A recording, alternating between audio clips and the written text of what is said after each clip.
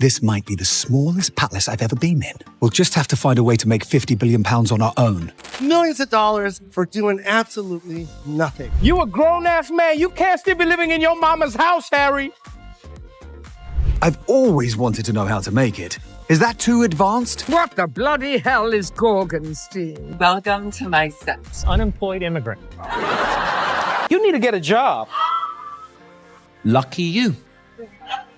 From million-dollar fairy tale to meme factory punchline, how did two people once cast as the monarchy's great modern hope become the internet's easiest joke? You know, it's so funny that you say playing the part of a princess. I am a princess. Yes. No, I know, but for the magazine interview, you were playing the part of a delusional made-up princess. You know, it's so funny that you say playing the part of a delusional made-up princess. I am a delusional made-up princess. The gospel choir was still echoing through Windsor when faint static crackled behind palace doors. Aides whispered of late-night emails, tabloids snickered about avocado tantrums, and staff turnover spiked like a seismograph. But the real mood shift exploded on a London comedy stage when Simon Brodkin snarled that after finally hearing their side, he absolutely hated them. I watched the Harry and Meghan Netflix documentary.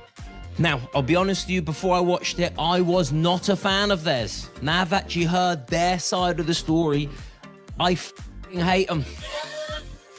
The crowd roared, as if someone had unlocked a long-suppressed reflex. Ginger Royal meets fit American actress. She then discovers that everything is so unfair. He then discovers that racism is actually a bad thing. Overnight, the honeymoon glow vanished. Every gracious wave now looked rehearsed. Every earnest interview dripped with meme potential. The couple's Netflix confessional should have changed that. Is this a wrinkle I see in my blouse? Who the f ironed this? I told you to iron this shirt 10 times. It looks like you only ironed it 9. 6 glossy episodes, Montecito sunsets, orchestral swells. It was designed to thaw even the iciest skeptic. Instead, furloughed viewers heard a duke lamenting private security bills and a duchess sighing over curtsy lessons while standing in a marble-slabbed kitchen. Social feeds erupted with side-by-side memes, their struggle on one half, cavernous footage of designer appliances on the other. If you are a watcher of the royal family and you like secrets, you might want to sit down because this is a doozy. Meghan Markle has finally revealed why she and Prince Harry call each other M and H. What could it be? A mystery for the ages. Late-night hosts smelled blood. Trevor Noah deadpanned that when an American spouse says, "get a job," she means something sturdier than a 12-part confessional. And you see, this is what happens when you bring the first black woman into the royal family. Yeah. She looked at Harry and she's like, "You need to get a job. You need a job. You a grown-ass man. You can't still be living in your mama's house, Harry."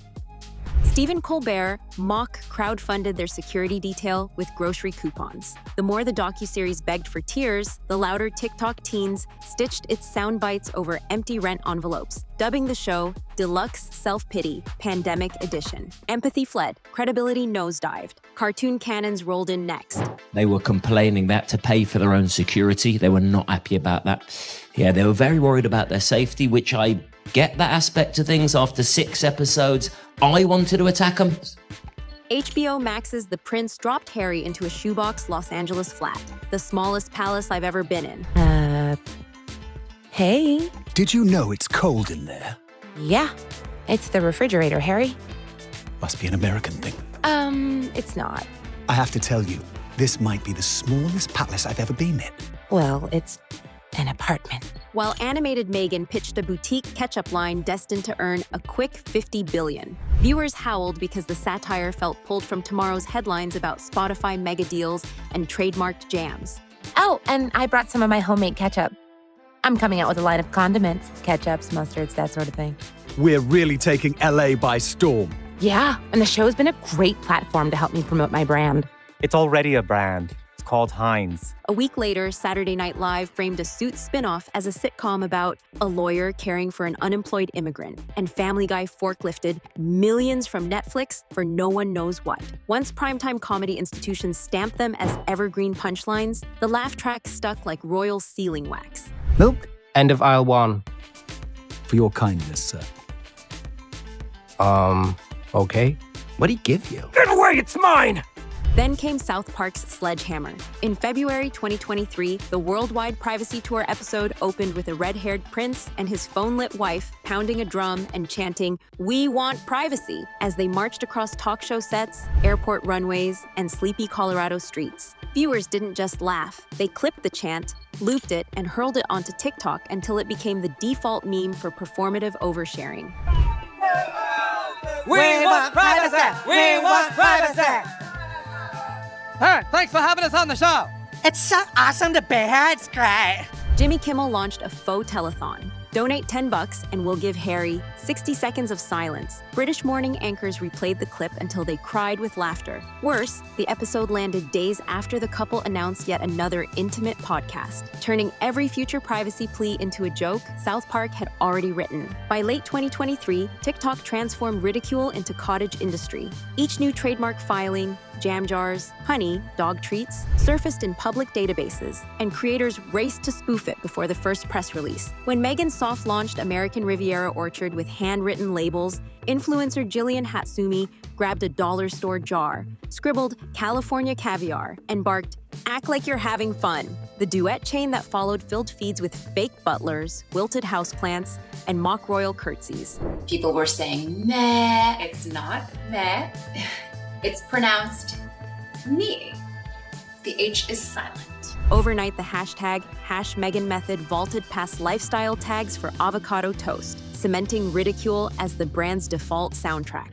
Analytics firms noted satire clips now pulled roughly 1.5 times the views of straight news. Narrative custody had slipped from Montecito's PR firm to teenagers wielding ring lights. Those numbers carried a price. Spotify quietly shelved an Archetypes follow-up when ad buyers balked at the privacy influencer paradox. Netflix, once the golden parachute, began muttering about performance thresholds as the 5-year megadeal crept toward its 2025 sunset.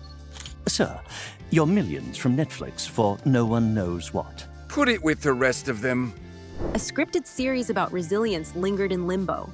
Every leak saw Twitter rename it Trauma Talk Live, and sponsors inch farther from the table. Meanwhile, the lifestyle gamble kept misfiring. Babe, time to do our daily $250,000 sponsored Instagram post for Del Taco.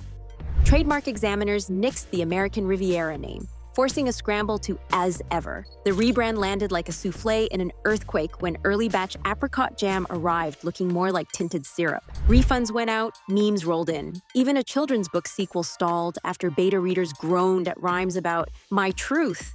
Boardrooms noticed. One streaming executive admitted any Sussex pitch came with great awareness, just the wrong flavor. It's so funny you keep saying Meghan Markle, you know it's Sussex. Luxury tea negotiations froze after a TikTok comedian preemptively reviewed the hypothetical blend.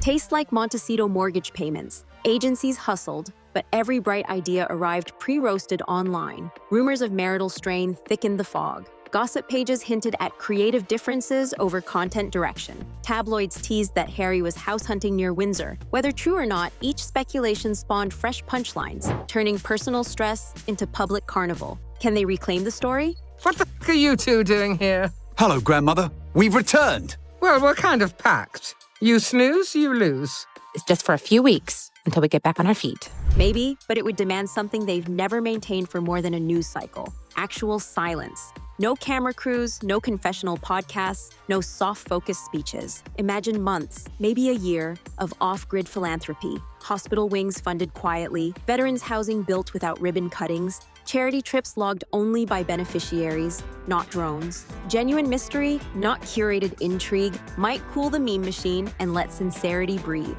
Yet silence starves content deals that keep the lights on. Will investors fund a vanishing act? Will audiences forgive? Or has the culture decided every Sussex venture, no matter how earnest, is merely set up for the next roast? That verdict isn't theirs alone to write. It's ours. Drop your take below. Did a particular joke flip your sympathy switch forever? Could a year of low-key graft shift the narrative back? Hey, lowly cameraman, come over here and try some fried chicken. Try the fried chicken. Try the fried chicken. We need to make it look like I actually care about my camera crew. Come get some fried chicken. Act like you're having fun. Act like you're having fun.